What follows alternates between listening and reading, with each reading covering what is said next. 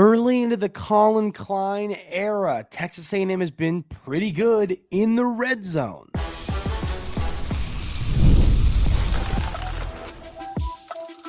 You are Locked On Aggies, your daily podcast on the Texas A&M Aggies, part of the Locked On Podcast Network, your team every day.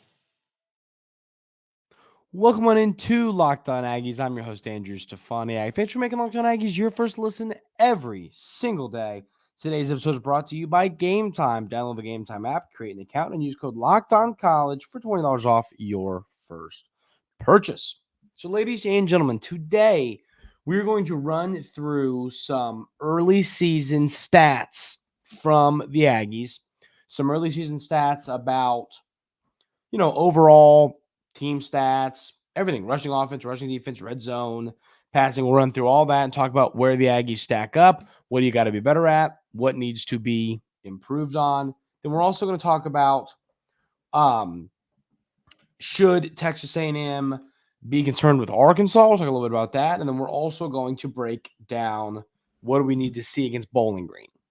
We'll have all of those conversations today. But I want to start with, when Texas A&M hired Collin Klein, the first thing I did, and we talked about this on the show, was look at his stats from last season at Kansas State and how good his offense was. And the first thing that stood out to me was how good he is on offense. Or not on offense, in the red zone. His Kansas State team was really, really good last season in the red zone.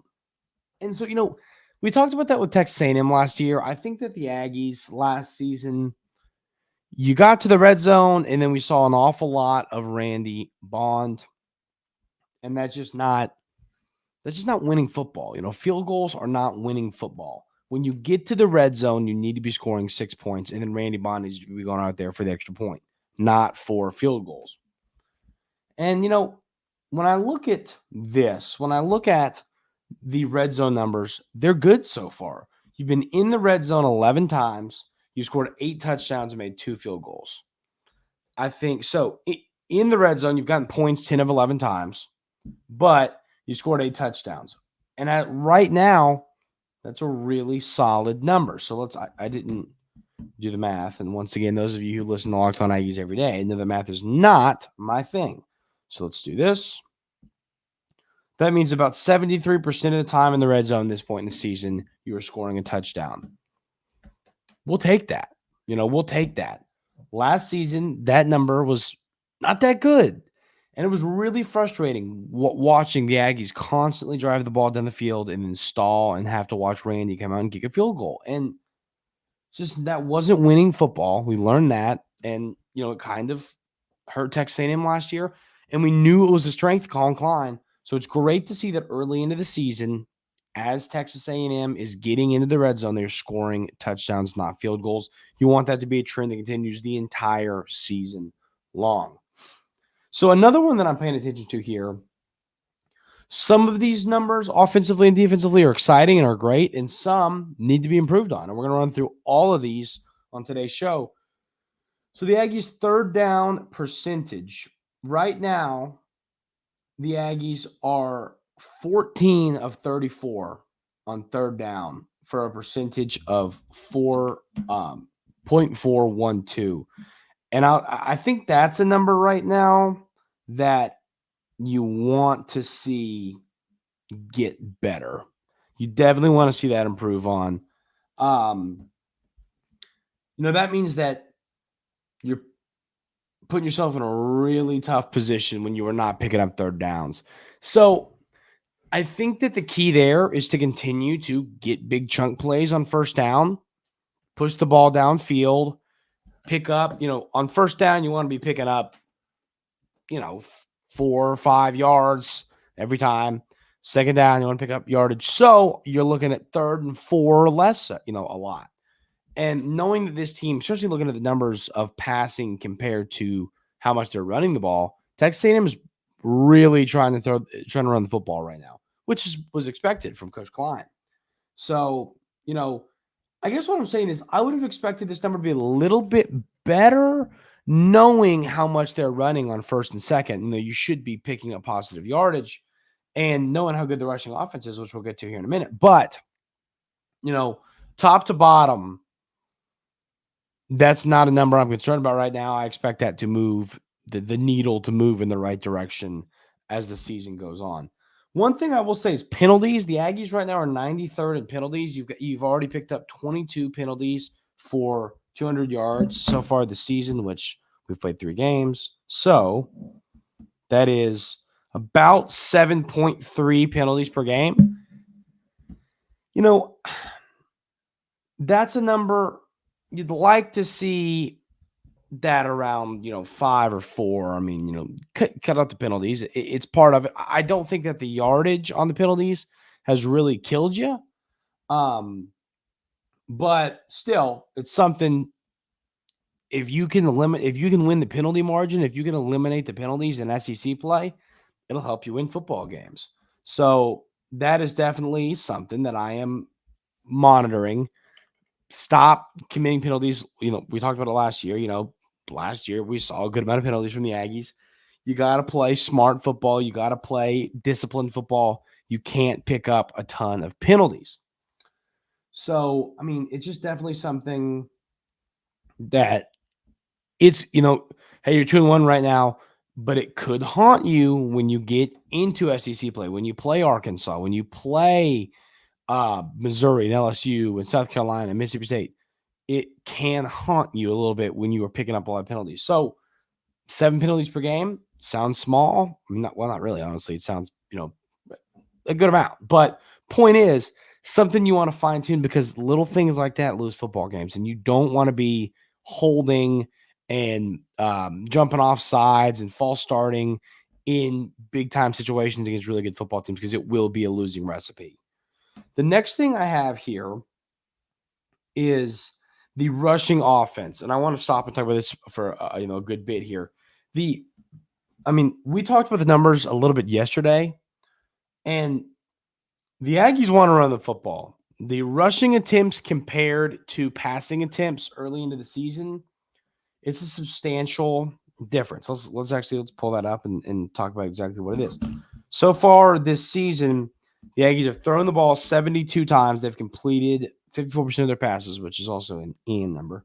But you've run it 131 times. So Coach Klein has made it very clear what his goal is on offense. He wants to run the rock.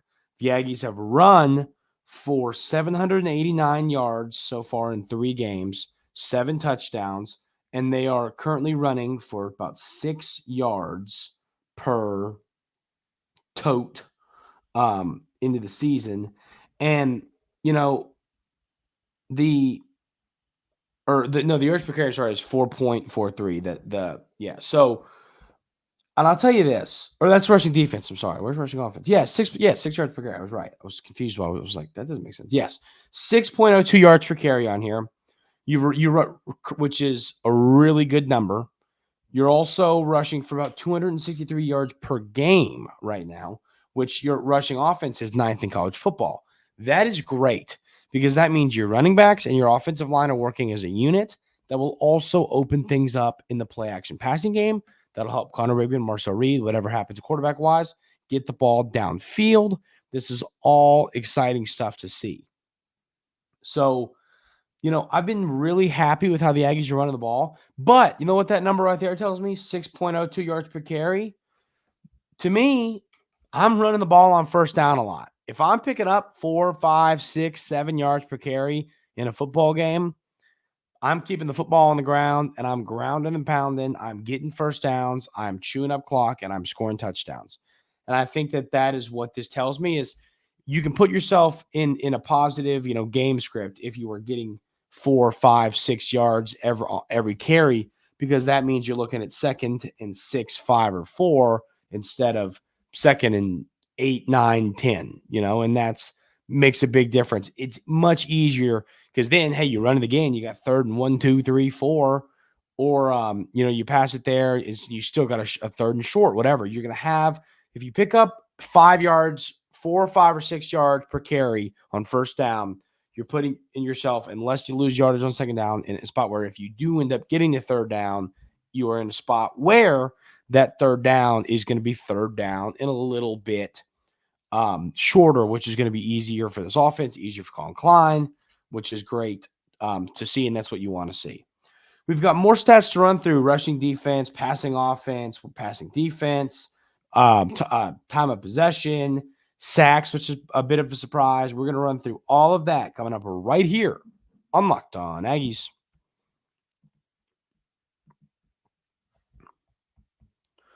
First, I want to tell you about our friends over at Game Time. Those of you everydayers here at Locked On Aggies know how much I love the Game Time app. My dad got me tickets to a concert him and I are going to go see. We're going to go see one of his favorite bands, Nickel Creek. I don't know if anyone's ever heard of that. Shout out to Nickel Creek if you haven't. And we're going to see that here in a few months. And he got where did he get the tickets? Game Time. It is the only place you should ever purchase tickets. I love the Game Time app. I love how you can see the seats at the ball field, at the football field, wherever you are, concert, wherever you're going to an event where you need a ticket, you can see what your seat is going to look like from the Game Time app. It makes it super easy to use. I absolutely love that feature of the Game Time app. Take the guesswork out of buying tickets with Game Time. Download the Game Time app, create an account, and use code LOCKEDONCollege for $20 off your first purchase. Terms apply. Again, create an account and redeem code LOCKEDONCOLLEGE for $20 off. Download Game Time today. What time is it? Game time. Also want to tell you about our friends over at FanDuel. You've heard us talk a lot about FanDuel, and rightfully so, because it's America's #1 sports book. Well, we have something a little different for you. Now through September 22nd, all FanDuel customers can bet $5 and get a 3-week free trial of NFL Sunday Ticket from YouTube and YouTube TV. Then with a YouTube TV-based plan, you'll be able to watch every regular season Sunday afternoon out-of-market game. All you need is a Google account and a current form of payment, and you can cancel any time. Just visit FanDuel.com to download America's #1 sportsbook today.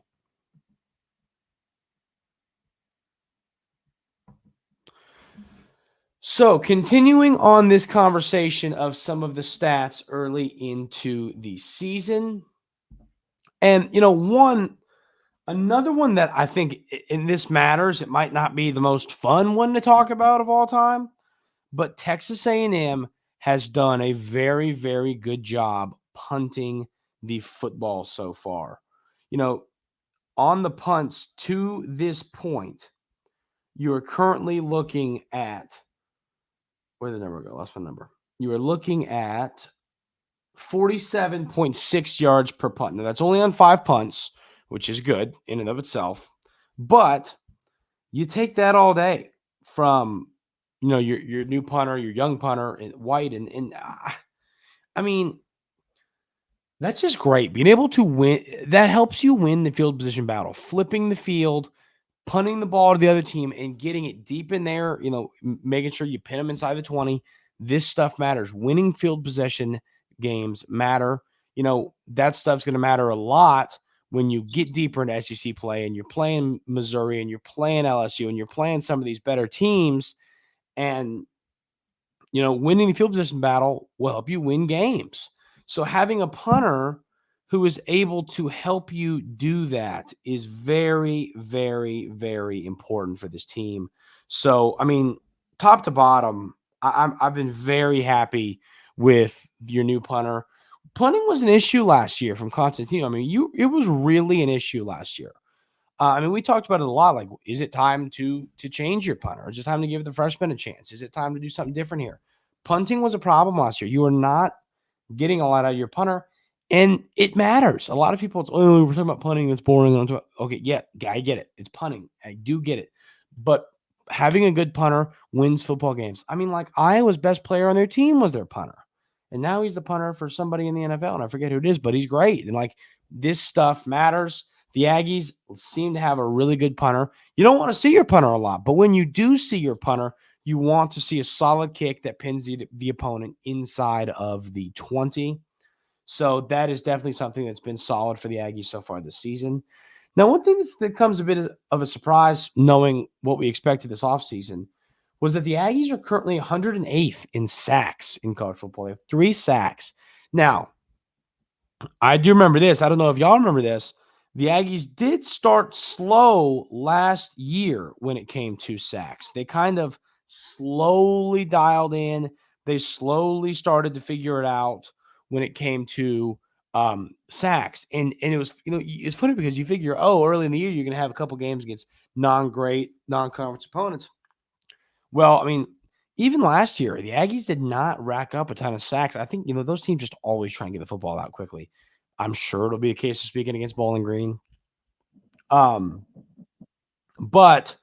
that's definitely something that I am going to be paying attention to here is, can you start picking up these sack numbers? Can you start getting after the quarterback more? And, there's been a lot of pressures, a lot of hurries, a lot of hits. It just hasn't led to sacks yet. And eventually that will start leading to sacks, and you're going to see this number come up. But, I mean, I really thought the Aggies would be at like 7 or 8 right now and put themselves in a really good spot to, pick it up in SEC play. So 3 is a spot. I mean, you'd love to pick up a few against Bowling Green this weekend, help your number out. But, right now, to me, this is going to be thoroughly interesting to see where the Aggies end up when it comes to their sack total this year. Because, I'm losing a little bit of confidence. A lot of confidence in them leading the SEC. I think it's going to be tough to come back from getting, 1 sack per game in your first 3 football games. That's just not going to be able to get it done, knowing you had, 42 sacks last year. So that is something I am paying attention to. The other thing is right now, the Aggies' time of possession is 31 minutes. And I think that's a number you take. I mean, that means that you're winning the time of possession battle all game long. Now, I wouldn't hate seeing that number go up later throughout the season, knowing that how much Texas A&M runs the football. You wouldn't mind seeing it be 35 to 25 every game. You wouldn't mind seeing that. Like, that'd be a solid time of possession. And I think if you do that and you are, once again, continue to do a good job in the red zone, you are you're getting the ball to the red zone, and you're scoring touchdowns, then you're putting yourself in a really good spot to drain clock, win football games. I like that metric so far to this point. But yeah, I wouldn't mind seeing the total, possession per game even go up a little bit. So I'm kind of anxious and curious to see what that looks like when we get deeper into the season, like 4 more games down the road. We'll probably take another look at all this. Rushing defense hasn't quite been as great as I would have thought. 79th right now. You're giving up 143 yards per game and 4.4 yards per carry. Definitely want to see all of those numbers come down as the Aggies get deeper into SEC play. You don't want to be the team that it's really easy to run the ball. But in all honesty, I mean, listen, passing defense, you're 42nd, 168.7 yards per game. Your total defense is 60th, giving up 312 yards per game. So I think you need to dial in a little bit defensively.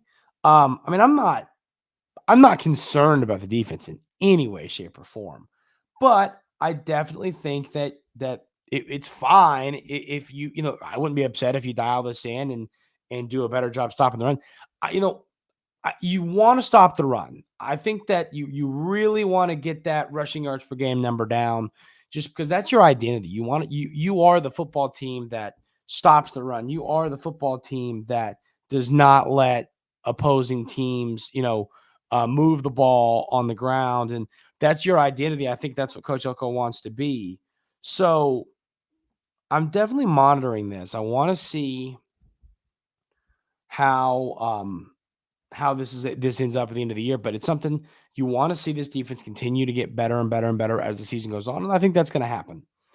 Then you've got passing offense. You're 118th, and this is not a surprise at all, knowing how the Aggies are running the football right now.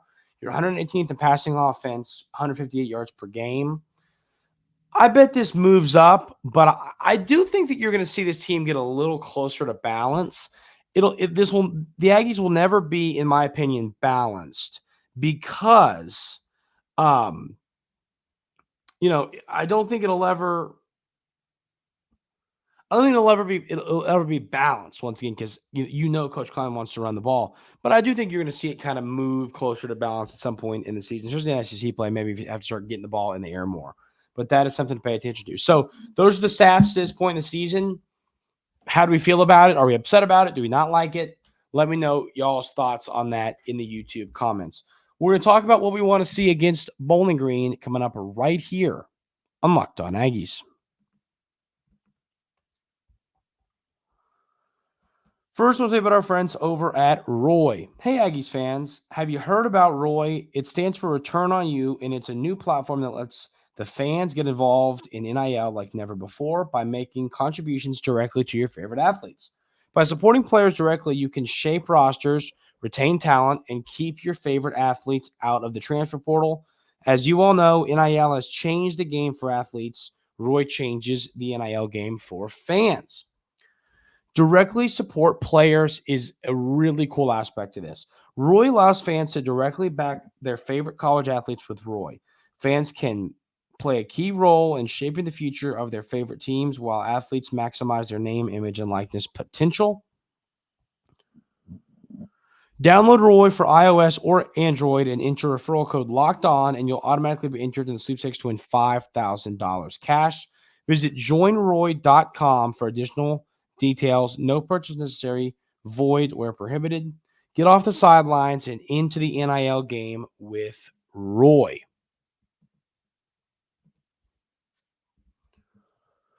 So the Aggies are getting ready to take on Bowling Green. And in this football game, I think the number one thing that I am paying attention to is got to be quarterback play. We talk about the injury of Connor Wigman. It really feels like it's going to be Marcel Reed out there. And if it is Marcel Reed out there, I think you just want to see him continue to move the football in all ways. He looked good passing it last week. He looked good running it last week. This offense was really good with him, using his legs and getting it through the air. I think you want to continue that. You want to see him continue to just look good, continue to have confidence. You don't want him to not play well in this game, and then you get ready to face off with Arkansas here, in a little while, and he's just not playing well, or he's coming off a bad game, and you're not feeling great about how he's going to show up. And I mean, the line in this game is only Texas A&M minus 23. This is not a line where it's like the Aggies minus 57.5. So, go out, play well, let the offense dominate. We want to see Marcel Reed continue to have a good game. I think another thing we talked about a minute ago, but get some pressure. I think it's time to get more pressure, to start to get going on those sack numbers.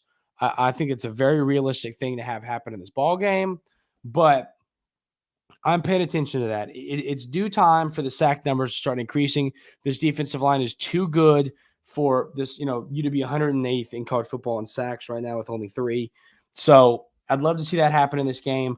But in all honesty, the number one thing that I am monitoring for Texas A&M in this football game is the way the offense flows and how good Marcel Reed is.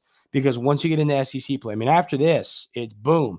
Arkansas, Missouri, Mississippi State, LSU. You get right on into this. So I am definitely paying attention to this because the Aggies have absolutely got to get things going offensively.